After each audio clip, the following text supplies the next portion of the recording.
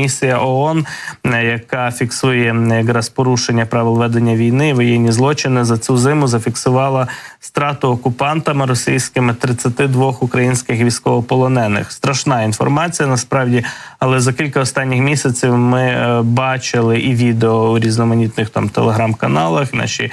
військові пабліки поширювали оці приклади порушення ворогом правил ведення війни і вчинення воєнних злочинів. Ми знаємо про випадки розстрілів наших військовополонених на різних напрямках. Це і Донеччина була, і Запорізька область. Тут не будемо усі випадки перераховувати, але от сумарно, як порахували в ООН у 38-му звіті ООН щодо ситуації з правами людини в Україні, звідси за період від 1 грудня 23-го року по 29 лютого 24-го року, тобто буквально вже за останній час навіть є дані на початок цього року, от порахували в організації якраз випадки таких воєнних злочинів, як розстріл, страта окупантами якраз військовополонених, і от є зафіксовано, підтверджено 32 таких випадки. Це значно більше, підкреслюють в ООН, ніж за будь-який інший із попередніх періодів. Тобто ми можемо сказати, що або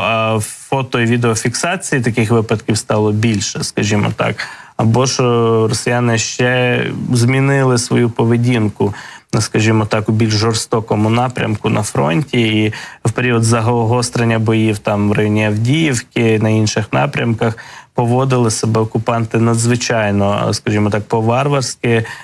і без жодного, скажімо так, прояву гуманізму і дотримання будь-яких правил ведення війни, які загально прийняті у всьому нормальному цивілізованому світі. Також експерти, які готували цей звіт, провели інтерв'ю із 60 українськими військовими, які нещодавно звільнені були з полону, і встановили, що до них застосовували тортури, а то і навіть були випадки сексуального насильства. Ну, зрештою, про це і Василь Малюк говорив в нещодавньому своєму інтерв'ю, що, зокрема, Владлен Татарський був ліквідований, скажімо так, зокрема, із тієї причини російський злочинець, пам'ятаємо, пропагандист Владлен Татарський, який статуетку отримав з вибухівкою,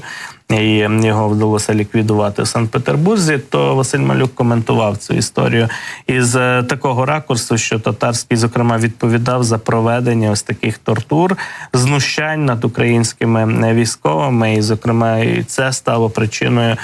ліквідації цього російського покидька. Ну і, власне, такий звіт, зрештою, страшні дані він містить, це зрозуміло, але маємо доводити до світу